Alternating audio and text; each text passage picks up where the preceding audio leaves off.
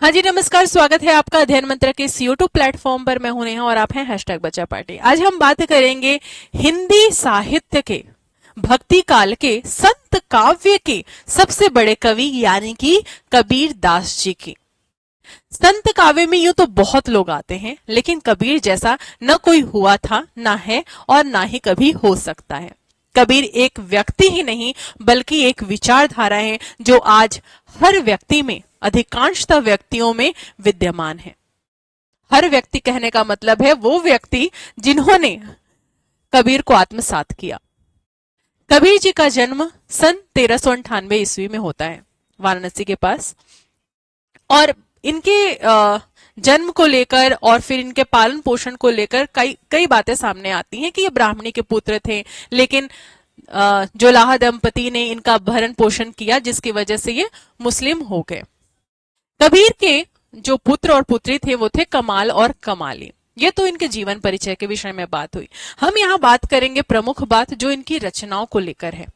कबीर दास पढ़े लिखे नहीं थे। मसी कागज छुओ नहीं, कलम गहियो नहीं हाथ। मैंने तो कभी कागज छुआ ही नहीं, कभी तो कलम लिया ही नहीं हाथ में।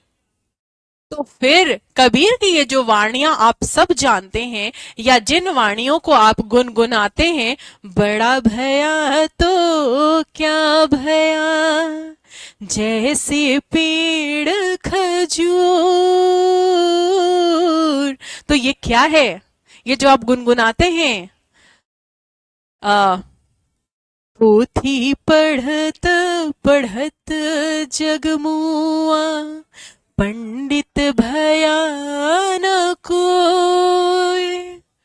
तो ये जितने भी पद हैं या जो दोहे हैं वो कबीर जी के ही हैं, लेकिन लिखे कबीर जी ने नहीं है, बल्कि किसने लिखे?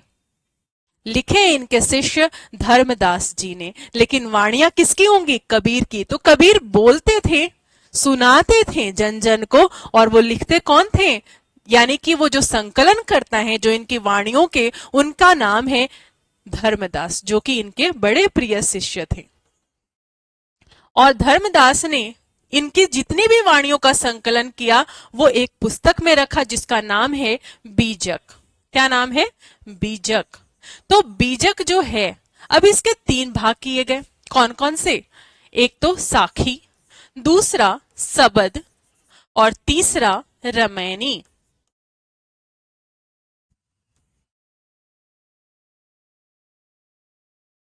साखी यानी कि क्या होता है? साक्षी। तो जो भी आंखों देखा हाल प्रस्तुत किया कबीर जी ने वो साखी में रखा गया है। सबद में शब्द यानी कि गेय तत्व की प्रधानता होगी, और रामायणी यानी कि रामायण, आध्यात्मिक संदेश इसमें नजर आएंगे। कबीर ने बड़े भूभाग को संभाला था। अच्छा, कबीर की कई विशेषताएं हैं, और ये जो कबीर की विशेषताएं हैं वही संत काव्य की विशेषताओं में भी हमने पढ़ा है। कबीर जी जिन्होंने मूर्ति पूजा का खंडन किया, मुंह को कहां ढूंढे रे बंदे, मैं तो तेरे पास में, ना मैं देवल ना मैं मस्जिद ना काबे कैलाश में, ना तो कौनो क्रियाक्रम में ना ही योग बैराग में, खोजी हो तो तुरंत मिली हो पल भर की तलाश में, कहे कबीर सुनो भाई साधो सब श्वासों की श्वास में, पाहन पूजे हरि मिले मैं तो पूजू पहाड़, ताते ये छक्की भली जो पिस खाए संसार। तो जहां हिंदुओं को नहीं छोड़ा वहीं मुसलमानों को भी इन्होंने नहीं छोड़ा। कांकर पाथर जोर के मस्जिद लई बनाए, ताचड़ मुल्ला बांक दे बहिरा भया खुदाए। यानी कि जो भी बाह्याडंबर हो रहे थे, मूर्ति पूजा का तो खंडन किया ही किया। उन्होंने कहा कि ईश्वर हर सांस में विद्यमान है, जो हम इधर उधर ढूंढने की कोशिश करते हैं वो ना करें, क्योंकि जब आप ढूंढेंगे तो वो आपको अपने अंदर मिलेगा। संत काव्य में एक विशेषता और सामने आती है कि यहां पर यदि हम भेद देखें संत और सूफी की, तो यहां पर जो ईश्वर है, जो परमात्मा है, वो पुरुष के रूप में है, और सूफियों के यहां पर परमात्मा स्त्री के रूप में है। जैसे सूफियों की बात हम करें तो पद्मावत लिखा गया, जिसमें रानी पद्मावती परमात्मा के प्रतीक है। यहां पर कबीर कहते हैं, दुल्हनी गावहु मंगलाचार, हमरे घर आए हो राजा राम भरतार। हठयोग साधना पर बल दिया इन्होंने। ये हठयोग साधना हम नाथों के यहाँ पर भी देख रहे थे। ह का मतलब होता है सूर्य और ठ का मतलब होता है चंद्र। इन दोनों के योग से बना है हठ योग। तो यहाँ पर जो नाड़ियों की बात हो रही है, अब एक लिखा उन्होंने, झीनी झीनी बीनी चदरिया कौन तार से बीनी चदरिया। ईड़ा पिंगला सुषुम्ना का नाम लिया है इस पद में। तो ईड़ा पिंगला सुषुम्ना नाड़ियों का प्रयोग करते हुए कुंडलियां जागृत करके सहस्त्रार में पहुंचने की बात की कबीर जी ने। कबीर की भाषा को लेकर बड़ा मतभेद हुआ कि कबीर की भाषा आखिर क्या है। तो चलिए इनकी भाषा पर बात करते हैं कि किसने क्या कहा है। यदि हम देखें तो रामचंद्र शुक्ल जी ने इनके विषय में क्या कहा, इनकी वाणी के विषय में, यानी कि जो इनकी भाषा है उसको लेकर कहा कि इनकी भाषा सधु कड़ी है। दूसरी बात,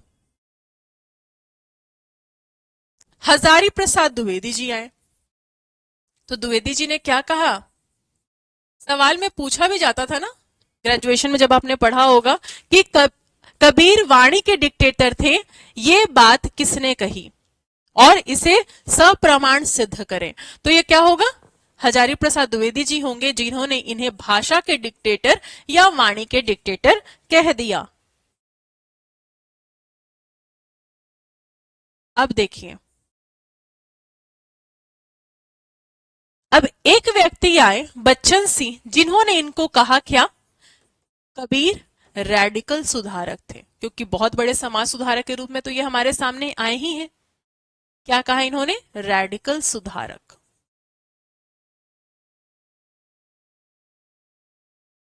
श्याम सुंदर दास ने इनकी भाषा क्या बताई, पंचमेल खिचड़ी।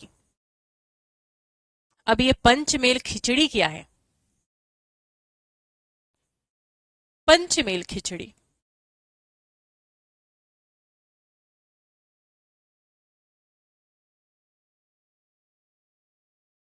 तो पंचमेल खिचड़ी, जैसे जब हम खिचड़ी बनाते हैं तो क्या करते हैं, बहुत सारी सामग्रियों को लेकर एक साथ मिक्स करके और सीटी लगा देते हैं कुकर में, तो सारी जो सब्जियां हैं, दाल है, चावल है, वो सब मिक्स हो जाते हैं। तो कबीर जहां जहां पर भी गए वहां वहां की भाषाएं उन्होंने ग्रहण की। इस वजह से जो वो बोलते थे उसमें उनकी उन सभी जगहों की भाषाएं सम्मिलित नजर आने लगी, जिसकी वजह से श्याम सुंदर दास जी ने पंचमेल खिचड़ी कह दिया, यानी कि 5 भाषाओं का मेल कहा। अब ये 5 भाषाएं कौन कौन सी थी,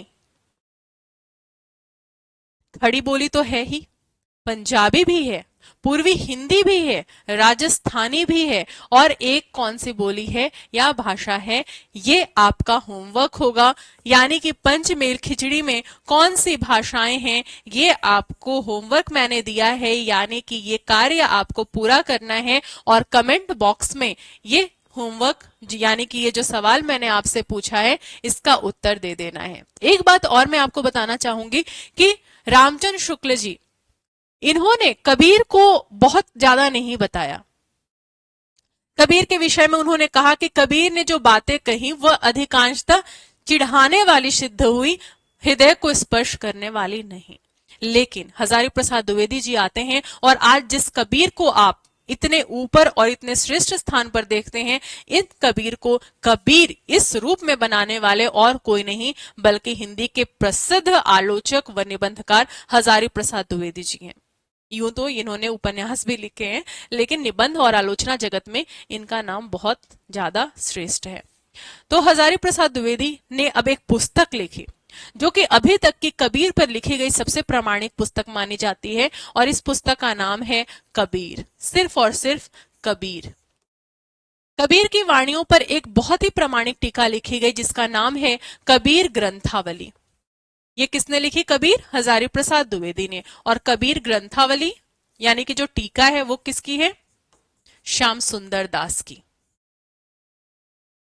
तो ये कुछ विशेष बातें परीक्षा की दृष्टि से कबीर को लेकर है। यूं तो कबीर पर जितनी भी बात की जाए वो कम ही पड़ जाएंगे, लेकिन परीक्षा की दृष्टि से मैंने आपको इतनी कुछ बहुत महत्वपूर्ण बातें बताई हैं, इन बातों को ध्यान रखिएगा।